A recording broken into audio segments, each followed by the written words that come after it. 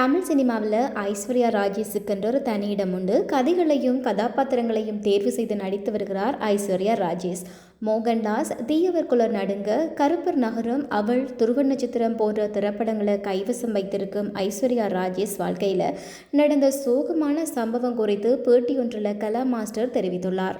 அசத்த போவது யாரு என்ற நிகழ்ச்சியின் மூலம் தொகுப்பாளராக அறிமுகமான ஐஸ்வர்யா ராஜேஷ் அதைத் தொடர்ந்து கலைஞர் டிவியில் ஒளிபரப்பான மாநாடு மயிலாட நடன நிகழ்ச்சியில் கலந்து கொண்டு அதில் வெற்றியும் பெற்றார். பின்னர் அட்டக்கத்தி படத்தின் மூலம் அறிமுகமானார். அந்த படம் இவருக்கு நல்ல அறிமுகத்தை கொடுத்திருந்தாலும் காக்கா முட்டை படத்தில் 2 குழந்தைகளுக்கு தாயாக நடித்திருந்தார். இந்த திரைப்படத்தில் சிறந்த நடிப்பை வெளிப்படுத்தியதாக தமிழ்நாடு மாநில அரசு சிறந்த நடிகைக்கான விருது அளித்தது. பார்ப்பதற்கு பக்கத்து வீட்டு பெண் இமேஜ் கொண்ட ஐஸ்வர்யா கிளாமரான கதாநாயகி என்பதை தாண்டி நடிப்பு பாத்திரங்களின் மூலம் கவனத்தை ஈர்த்தார். சொந்த குரலில் டப்பிங் பேசியதும் ஐஸ்வர்யா ராஜேஷுக்கு உதவியது. காக்கா முட்டை, தர்மதுர போன்ற படங்களில் ஐஸ்வர்யா ராஜேஷின் நடிப்பு பெரிதும் பாராட்டப்பட்டது.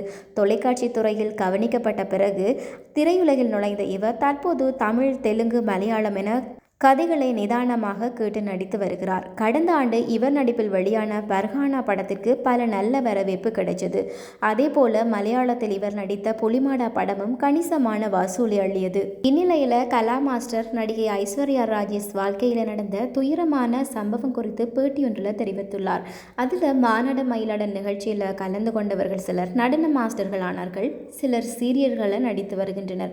ஆனால் என்னால் மறக்க முடியாதது ஐஸ்வர்யா ராஜேஷ் தான். அவர் மிகவும் கஷ்டப்பட்டு முன்னுக்கு வந்த பெண். ஐஸ்வர்யாவின் தாயும் தந்தையும் நடன கலைஞர்கள். ஐஸ்வர்யா ராஜேஷுக்கு 4 உடன்பிறப்புகள். அதில் மூத்த மகன் 12 வயதிலேயே தற்கொலை செய்து கொண்டு உயிரிழந்தார். அதன் பின் 2வது மகன் விபத்து ஒன்றில் சிக்கி உயிரிழந்தார். இந்த மரணமும் ஐஸ்வர்யாவின் குடும்பம் பெரிதும் பாதித்தது. சகோதரர் விபத்தில் சிக்கி உயிரிழந்ததால் மாநாடு மயிலாட நிகழ்ச்சியை விட்டு ஐஸ்வர்யா ராஜேஷ் வெளியேறினாங்க.